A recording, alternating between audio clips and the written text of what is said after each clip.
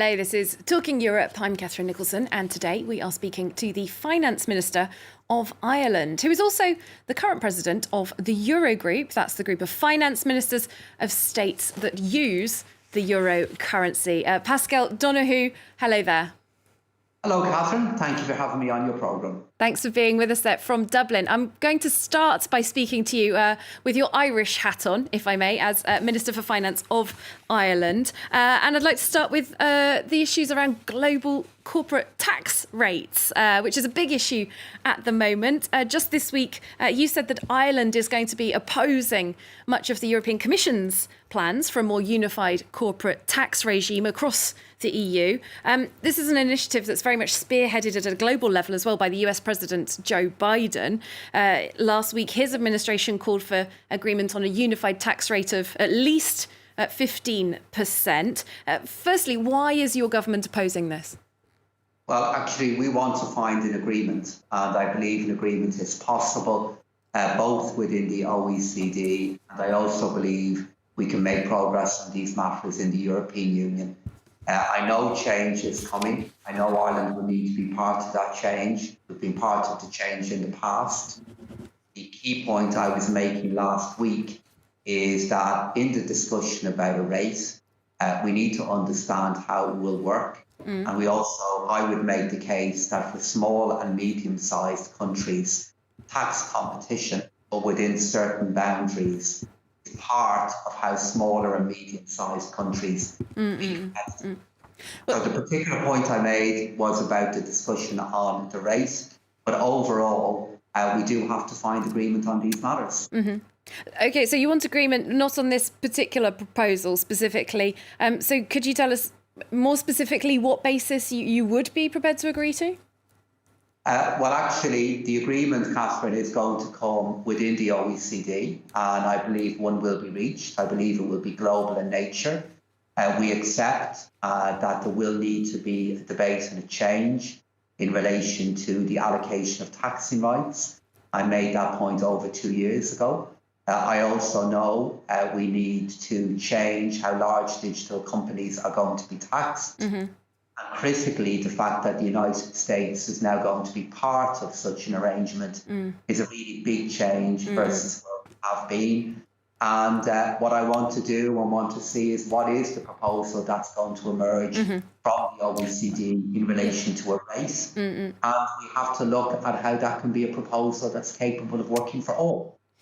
I mean, the fact is right now, France, a big economy, Germany, big economy, looking for agreement on this. Firstly, next week at the G7, then later in July at the G20. Ireland is a member of neither.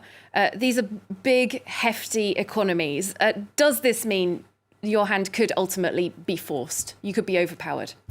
Well, change is coming, but I'd be very careful of characterising this in terms of just sheer power and weight of influence. So, of course, that makes a huge difference.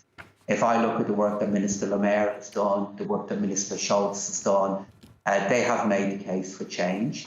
Ireland has already implemented a huge amount of change in our tax code. The so-called double Irish agreement has gone from our tax code. We've eliminated the phenomenon of stateless companies. We've signed up and implemented all the agreements from the OECD. The only point I am making is within the OECD, that has a whole variety of different countries within it, and within the European Union, that has many different countries within it as well, is that surely there is a case to be made that coming up for an agreement that works for all, that will then be implemented by all. Because consistency of implementation, Catherine, is the key thing in terms of how an accord will actually be implemented. That's why a debate that involves all countries, I think, is appropriate. Well, just coming back to what France had initially proposed, they were looking at a 12.5% rate. That is the current rate in Ireland, in fact.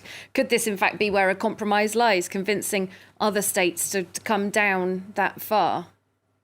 Oh, but of course, the key thing is the word effective as opposed to nominal. The difference being what a company is charged as opposed to what the overall rate is in your tax code. And from an Irish point of view, the difference between a nominal effective tax rate in Ireland and an effective tax rate is really small. And for many other countries, that gap is an awful lot wider. So I prefer not to get into negotiating this in public until we know what is the proposal that's going to emerge within the OECD, and we see what is the kind of statement that comes from the G7. But my overall point, Catherine, is I know change is coming. In the last number of years, we've made a lot of change in Ireland. I've already acknowledged that much of what has originated from the OECD in relation to the allocation of taxing rights, for example, is something that I believe now does need to change. And what we want to see is, in relation to the rate, which is part of the tax architecture, can we reach an agreement that will work for all countries who will then want to implement it? And that is the case I'd make as Finance Minister for Ireland. And just one last question on this. What would it mean for Ireland if this plan goes through in its current form with this 15% rate? Well, any change in global tax policy is going to have an effect on Ireland. And I've already indicated that it could mean that around 1/5 of our corporate tax revenue could be affected by this. But we will manage that change, Catherine. Over the last number of years, many things that had been a part of our tax policy and corporate tax policy for previous decades, we have removed that and we've changed it. And change is coming. And when that change comes, it will affect our corporate tax revenue. But on the other hand, we're no longer a country in which tax policy equals our entire economic model. We're well beyond that point. Other things about our place within the European Union, our education system, our labour market, our investment in infrastructure, those things play a huge part in our competitiveness too, and will continue to matter in the future. Now, just an issue that's not in your direct competencies, I know, but this recent cyber attack on Ireland's health service, it's had a really devastating effect to hospitals all around the country. Some treatment services seriously hampered.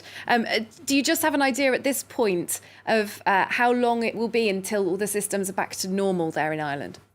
Yeah, it's been a huge challenge for us. And what it basically means is that any patient who is arriving into our hospitals at the moment is in effect being treated as if it was the first time they ever became a patient to the Irish Health Service.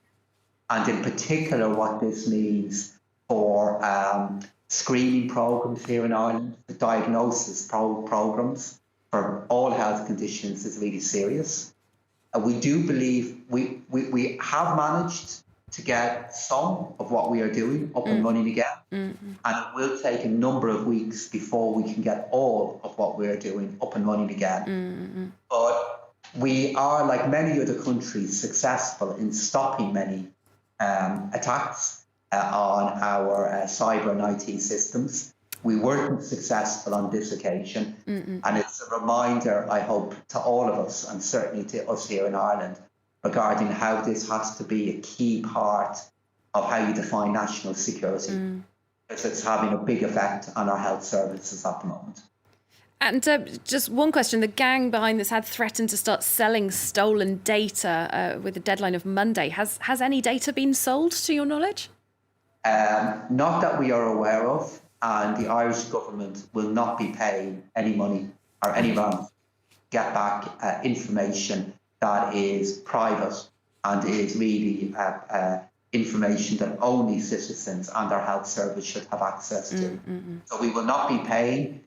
We are, as I said, very successful in deterring or stopping the kind of attacks that every other government has to deal with.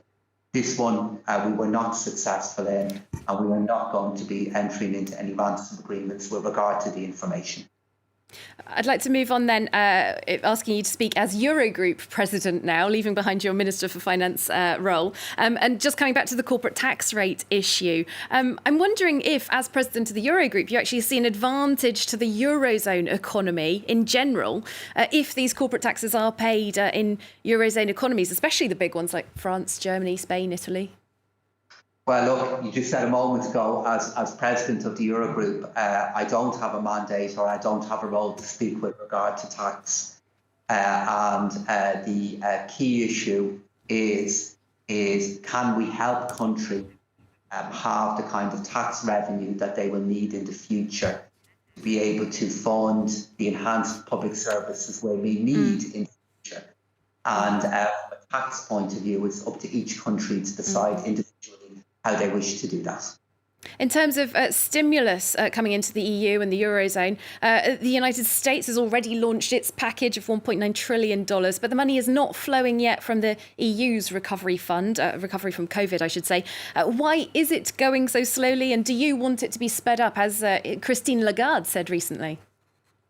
So firstly, I don't think we should see the European response back to COVID purely through the lens of the recovery fund, as critical as the recovery fund is. Every country has put in place, through their own finance ministers and national decisions, a comprehensive response back to COVID-19 already.